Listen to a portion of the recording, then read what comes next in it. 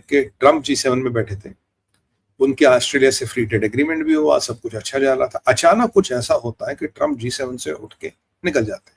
Trump along with secretary of state Marco Rubio G7 छोड़ देते हैं। यूजुअली प्रोटोकॉल ये नहीं है, प्रोटोकॉल है कि अगर ट्रम्प को जाना भी पड़ा रूबियो बैठेंगे, या रूबियो निकल जाएंगे, ट्रम्प रुक जाएंगे।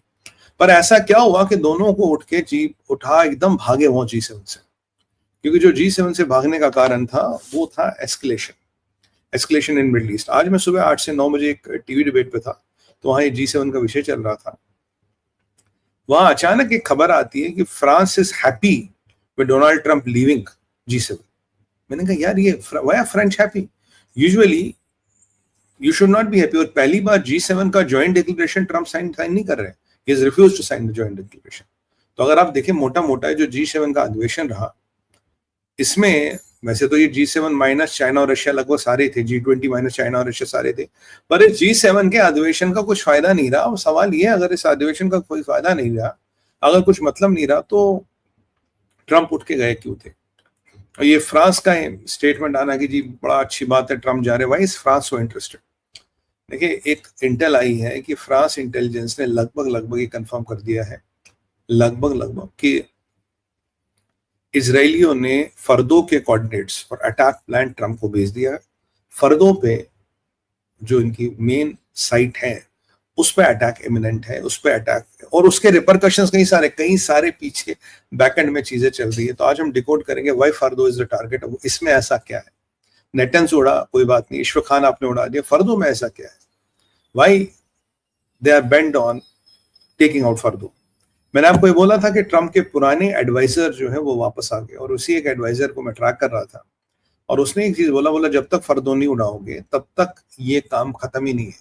फर्दो जब तक है तब तक ईरान कभी भी बम बना सकता है, और ईरान को अगर आज आपने कोई डील वील भी कर ली, कुछ टाइम चलेगी, फिर कुछ दिनों बाद ही फिर बम बनाने की जुगत में जुड़ जाएंगे। तो फर्दो का होना यानी कि बम का बनना है, ये उनका बिल्कुल क्लियर मैंडेट था, और इसको मैं हम डिकोड करने की कोशिश करेंगे। Why is he talking like this, what is the end game? देखिए, फर्दो जो है ये इनका प्रोविंस था दोस्तान क़्वाम एक प्रोविंस है। ये करीब 150 पौने 200 किलोमीटर तेहरान से है, और क़्वाम इनकी सेकंड बिगेस्ट होलियस्ट है। मरशाद पहली 1 है, क़्वाम नंबर 2 है। उसी में एक फर्दो विलेज है। फर्दो विलेज के साथ ये एक अंडरग्राउंड फैसिलिटी है। ये ईरान की सबसे सिक्योर न्यूक्लियर फैसिलिटी मानी जाती है। और हाँ, मैं आपको तथ्यों और तर्कों के साथ समझाऊंगा इसका सारा हिसाब किताब क्या है, तो आपको अंत तक बने रहना है। तो ये सबसे नीचे ये एक माउंटेन है। माउंटेन के नीचे 80 से 90 मीटर की खुदाई करके इसको बनाया गया। क्या ऊपर सुनने में it's built under a rock, एक रॉकी माउंटेन है, उसके नीचे ये बनाया गया है। तो technically you can say it's built under a rock. ये नेटन्स से अलग है। नेटन्स केवल 8 से 23 मीटर डीप थी, ये 80 से 90 मीटर डीप है। It's a different ball game. इसके ऊपर पहाड़ है, पहाड़ के पथरीला पहाड़ है, मतलब it's built under a rock. तो it is reinforced to stand earthquakes, to stand bunker busters, to start any attack। ये 2009 के आसपास इन्होंने बनानी शुरू की थी। अब इनकी अगर आप ईरान की देखिए तो इनके पास 3 फैसिलिटीज है जो इंपॉर्टेंट है। Isfahan already dismantle, Natanz dismantle, Fordow ये बची है। अब ऐसा फर्दो में क्या है? अगर मैं एनरिचमेंट की परसेंटेज की बात करूं, 60 से 65% एनरिचमेंट नेटन्स में होता था, दैट इज डिसफंक्शन। 10 से 15% आपका 20% तक होता था इश्फाक खान में, दैट इज डिसमेंटल और नॉन फंक्शनल। 15 से 20% एनरिचमेंट केवल फर्दो में होता है। और ये अमेरिकन और ये इजरायली और ये दुनिया भर के लोग फर्दो के पीछे क्यों पड़े?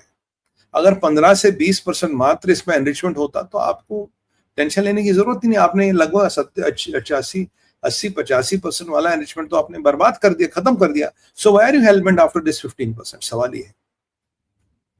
पर इस फर्दो में कुछ ऐसा है जो अमेरिका की, इजराइल की और पूरे दुनिया की नींद उड़ा के बैठा है, और खमेनी की नींद उड़ा के बैठा है। बाय द वे, खमेनी पे एक अपडेट है। बेंजामिन नेतन्याहू से कल रात को पूछा कि अगर खमेनी को मारोगे तो क्या वॉर एस्केलेट होगा? उन्होंने कहा अगर खमेनी को मारोगे तो वॉर वहीं खत्म हो जाएगा। ये एक इजराइल का चेंज व्यू पॉइंट है। अगर आप खमेनी को मारोगे तो वॉर वहीं खत्म हो जाएगा। कल जो हमारा स्ट्राइक प्रोटोकॉल अल्फा है, तो उसका जो मुझे कल का एस्केलेशन लगा वो ये था कि डेविड डिसमेंटल फर्दो, और इन्होंने ट्रंप को बता दिया है, और ट्रंप भागे दौड़े G7 से गए। तो इसका मतलब दो है, या तो ट्रंप इनको रोकेंगे या इनको बिल्कुल ग्रीन लाइट दे रहे हैं, आओ तोड़ो फर्दो का। वो what is फर्दो, what is so important about it?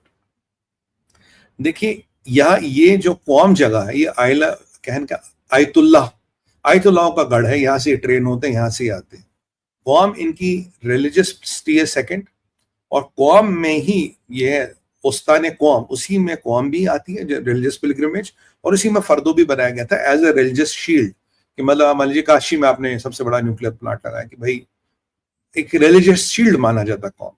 मरशाद को जब डिसमेंटल किया गया तो अब भी ईरान का मीडिया मरशाद के फोटो, वो भाई पीछे आग लगी और सामने वो श्राइन है, उसको बैकड्रॉप में दिखा के सिंपैथी गेन कर रहा है, एक सिंपैथीज को, एक सेंटिमेंट्स को फैन करने की कोशिश कर रहा है। और यहाँ पे जो आप देख रहे हैं, यहाँ पे इसको बनाया गया था इसके लिए। तो ये मतलब number 1 holy site, number 2 holy site. Isfahan में ऐसा कुछ नहीं है, Isfahan is nothing like that. तो नेटन्स इज डिसमेंटल्ड, ठीक है। जो इनका डिपो वगैरह था यहाँ पे मरसाद में, वो डिस्कस दैट। कल रात का वीलॉग आप लोगों ने लगता देखा नहीं, कल रात का वीलॉग देखिए, क्योंकि उसके इससे काफी रिलेशन है and it's a continuation of that. जो भी मैं करता हूँ, मैं कंटिन्यूएशन में करने की कोशिश करता हूँ। I don't hunt for subjects what is trending, I try to do a continuation so that you are able to understand better. तो ये है, कौम को तोड़ना इजराइल के लिए बहुत मुश्किल है। सॉरी, क्या ना, फर्दों को तोड़ना इजराइल के लिए बड़ा मुश्किल है। Israel can not on its own dismantle Fordow. ये 90 मीटर नीचे ऊपर रॉकी पहाड़ है। तो अब इसको अगर तोड़ना तो आपको B4 बॉम्बर चाहिए और GBU 56 चाहिए। GBU 56 जो है वो उनका सबसे बड़ा बंकर बस्टर है, जो 61 मीटर कंक्रीट को बेच देता है। 61 मीटर का अगर रेनफोर्स कंक्रीट है उसको बेच देता है। GBU 75 61 मीटर को बेच देता है। अगर कंक्रीट नहीं होगा तो इसकी मारक क्षमता और भी जाती है। और सवाल इसमें भी उठ रहे हैं कि क्या GBU 75 कौम को बेच सकता है, सॉरी फर्दों को बेच सकता है या नहीं, सवाल इसमें भी उठ रहा है। There is still a contemplation. पर GBU 75 के लिए आपको B4 बॉम्बर चाहिए। अब B4 बॉम्बर आप इजराइल को दे नहीं सकते, उनके पायलट्स को ट्रेन करोगे, B4 दोगे, वो उसमें महीनों निकल जाएंगे, पर इतना टाइम है नहीं। पर सवाल वही है कि कौम में ऐसा क्या है जिसके लिए दुनिया पागल है। देखिए, कौम के अंदर है IR-1 और IR-6 सेंट्रीफ्यूग्स। IR-1 जो है ये पुराने सेंट्रीफ्यूग्स है, IR-6 लेटेस्ट सेंट्रीफ्यूग्स है। और कौम में वो होता है जो न्यूक्लियर बम को अल्टीमेटली बनाता है। कौम एक Fordow, I am slip of tongue, कौम में आई गेट बिट, फर्दों में, क्योंकि जगह का नाम जगह कौम है और अंदर है फर्दों। फर्दों में वो होता है जहां आप 60% एनरिच यूरेनियम को लाते हो और इसको आप 90% तक एनरिच करते हो।